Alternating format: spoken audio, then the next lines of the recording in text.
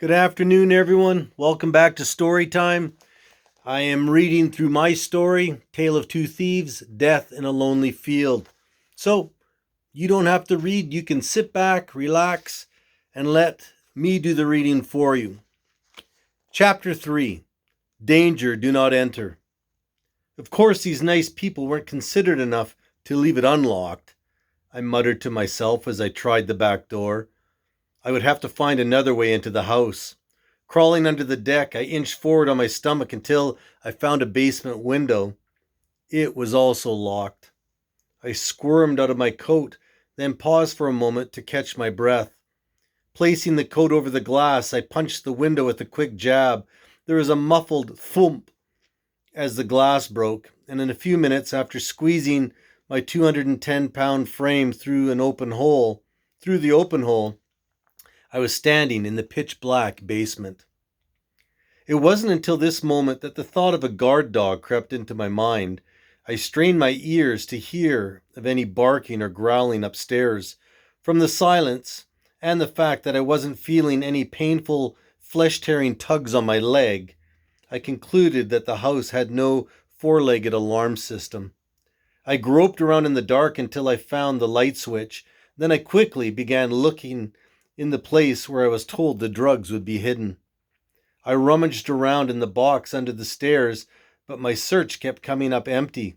Maybe my associate had false information. Maybe the drugs had been removed. My search only took minutes, but it felt like an eternity. Then my fingers touched something that caught my attention. I grabbed hold and pulled it out. Jackpot! Wow! I couldn't believe what I was seeing. Thousands and thousands of dollars worth of drugs sitting right in my hands. This was more profitable than working any stupid 9-to-5 job, I thought. After gazing at my future fortune for a few more minutes, I remembered what I was there to do. No coffee break yet. There was more work to be done. I quietly headed upstairs, and I took another half hour ransacking the place, making it appear like a real break-in. The house's temperature was cool, but I was sweating profusely. I had to fight off the paranoia that was trying to break into my mind. Was that a car door that I heard? Had the neighbors seen the basement light go on and heard the window break? I found myself repeatedly look out the front window, checking to see if there was any unwanted visitors. I tore apart closets, pulled out drawers, and lifted up mattresses. I took the TV, the stereo, jewelry, and other items of value.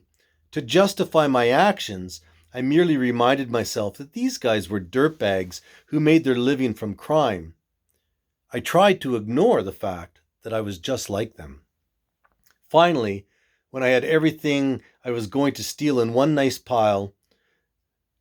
and neat pile, I got my car, pulled into the back alley, quickly loaded all the stolen goods into the trunk. Then I disappeared into the night. As I drove out of the neighborhood and headed through the city, I started to laugh.